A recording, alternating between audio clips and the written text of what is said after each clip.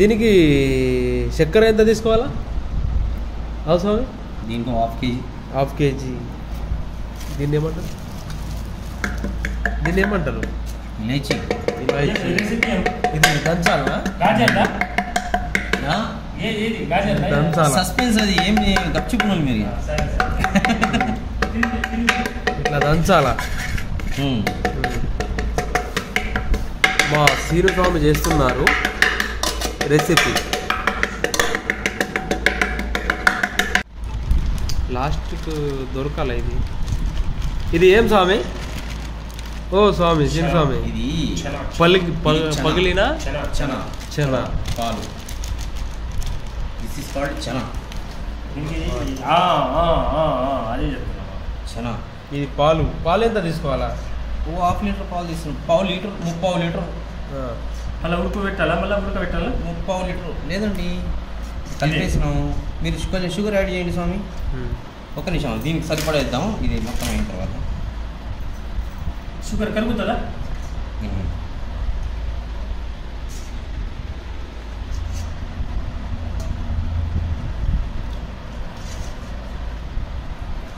అది రాహుల్ ఇంట్లో ఉంటుంది. అది గీకెడదా? ఏమంటారు మీరు?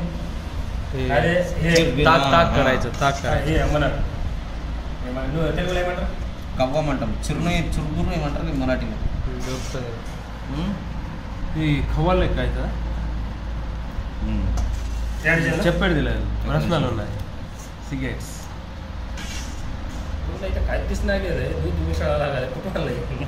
मी भी बनवते ते आता ते प्याज राहते ना ते करेल वाटलं. కొంచెం చెన్ని తీసుకో, చాయ్ పత్తి.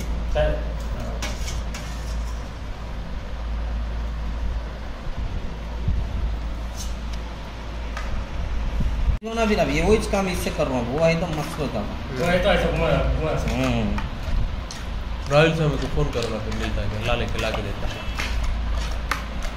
फोन करो और कहीं को मेरे पास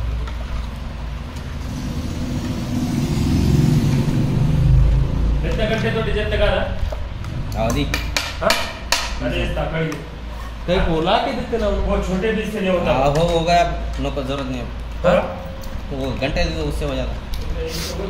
ज़्यादा भी छोटा नहीं करना हो, अच्छा नहीं लगता फिर.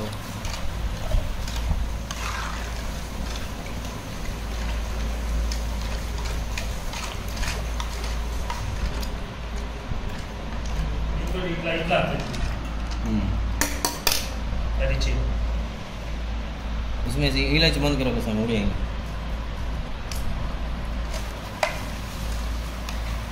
शक्कर डाले स्वामी? वो डाला.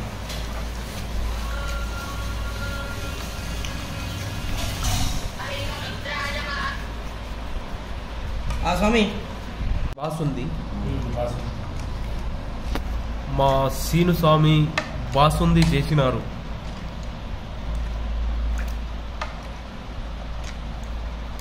ఇంకా దీనిలో కొన్ని ఐటమ్స్ వేయచ్చు. అది ఏది సీను స్వామి? మీరు మీకు టేస్ట్ ప్రకారంగా మీరు డ్రై ఫ్రూట్స్ అన్నీ యాడ్ చేసుకోవచ్చు. బాదాం, పిస్తా, కాజు ఇలాంటివి యాడ్ చేసుకొని మీరు సర్వ్ చేసుకోవచ్చు. మీ ఇష్టానుసారంగా. అంతేనా? అది మనకి ఎట్లా ఉండాలి. ఇది చక్కెర ఎంత వేసిన స్వామి? మీ టేస్ట్ని బట్టి చక్కెర వేసుకోవాలండి. కొందరు తక్కువ చక్కెర తింటారు, కొందరు ఎక్కువ ఇష్టపడతారు. దాన్ని బట్టి మనం ఇప్పుడు వేస్తుంది ఏంటంటే మీడియంగా అందరు తినేటట్టుగా మీడియంగా వేయడం జరిగింది. ఇప్పుడు అయిపోయిందా స్వామి? ఇది ఇప్పుడు రెడీ అండి, రెడీ టు సర్వ్.